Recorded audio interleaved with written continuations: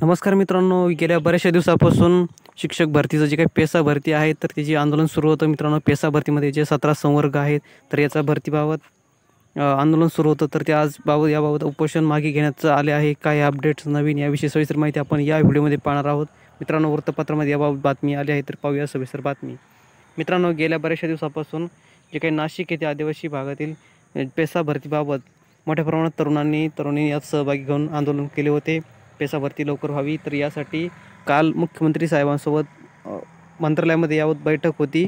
सर्व शिष्टमंडळासोबत बैठक झाली आणि या बैठकीमधून मुख्यमंत्र्यांनी जी काही माहिती दिली आहे ती पाहूया.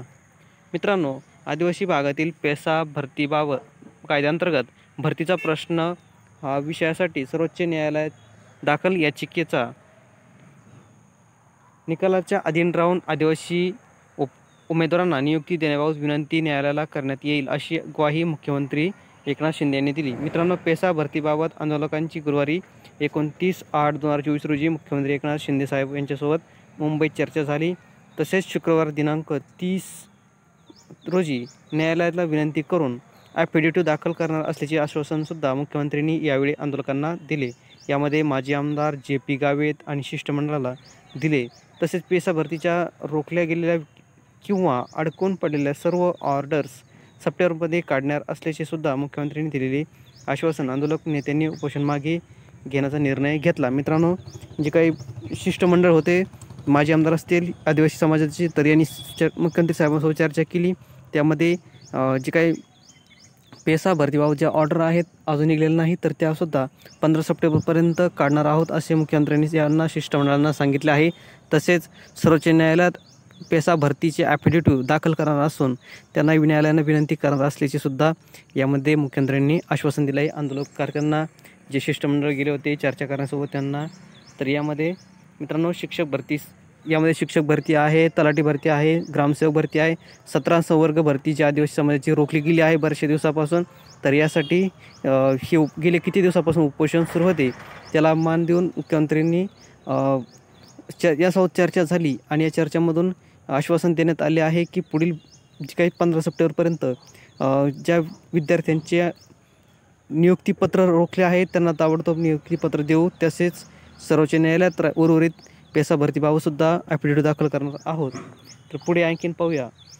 मित्रांनो, यामध्ये जोपर्यंत हातात नोकरीचे ऑर्डर पत्र मिळाले नाही तोपर्यंत विद्यार्थ्यांचे उपोषण आंदोलन सुरू राहणार असल्याचे मुख्यमंत्र्यांना सांगण्यात आले. जे शिष्टमंडळ होते त्यांनी सांगितले आहे जोपर्यंत ऑर्डर विद्यार्थ्यांना मिळत नाही तोपर्यंत विद्यार्थी उपोषण कायम राहणार आहेत.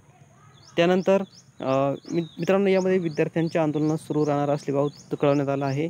जे काही विद्यार्थी आहे राज्य शासनाने न्यायालयाच्या ॲफिडेव्हिट दाखल करणार असून त्याचा निर्णय लवकरात लवकर घ्यावा अशी विनंती देखील करणार आहे. त्यामुळेच उपोषण मागे घेण्यात आले. मात्र विद्यार्थ्याचे आदेश मिळेपर्यंत आंदोलन सुरू राहणार आहे. पेसा क्षेत्रातील आरोग्य विभागातील इतर सर्व विभागांची प्राधान्याने भरण्यात येतील. आदिवासी भागाच्या विकासासाठी नव्या दमाच्या सनदी अधिकाऱ्यांची नियुक्ती करण्यात येईल. तसेच ग्रामसभेला काही प्रमाणात निधी खर्चाचे अधिकार देण्यासाठी राज्यपालांना विनंती करण्यात येईल असेही मुख्यमंत्र्यांनी सांगितले. मित्रांनो, क्रीडापटू कविता राऊत यांची शासकीय सेवेत लवकरच थेट नियुक्ती करण्यात येईल असे सुद्धा मुख्यमंत्र्यांनी यावेळी शिष्टमंडळाला स्पष्ट सांगितले आहे. मित्रांनो, बैठकीत आदिवासी विकास मंत्री विजयकुमार गावित, विधानसभेचे उपाध्यक्ष नरहरी झिरवाळ, खासदार भास्कर बगरे, त्याचप्रमाणे आमदार सुनील भुसारा, माजी आमदार JP गावित, भास्कर गावित, चिंतामण गावित, लकी जाधव आदी उपस्थित होते. या सर्व मंडळासोबत चर्चा झाली आहे मित्रांनो मुख्यमंत्र्यांची आणि पुढील आश्वासन देण्यात आले आहे. तर मित्रांनो, ही होती अपडेट पेसा भरतीबाबत. शिष्टमंडळाची चर्चा मुख्यमंत्री साहेबांसोबत झाली आहे आणि पुढील कार्यवाही 15 सप्टेंबरपर्यंत करू असे सुद्धा आश्वासन दिले आहे. आणि यावरती सदर उपोषणकर्त्यांनी उपोषण मागे घेतले आहे. मात्र विद्यार्थ्यांचं जे काही आंदोलन सुरू आहे पेसा भरतीबाबत ते कायम राहणार आहे. जोपर्यंत त्यांना नोकरीची ऑर्डर हातामध्ये मिळत नाही तोपर्यंत आंदोलन सुरू राहणार असले सुद्धा कळत आहे. तर मित्रांनो, ही होती छोटी अपडेट पेसा भरतीबाबत. व्हिडिओ आवडला असेल प्लीज चॅनलला सबस्क्राईब करा, लाईक करा, शेअर करा. धन्यवाद.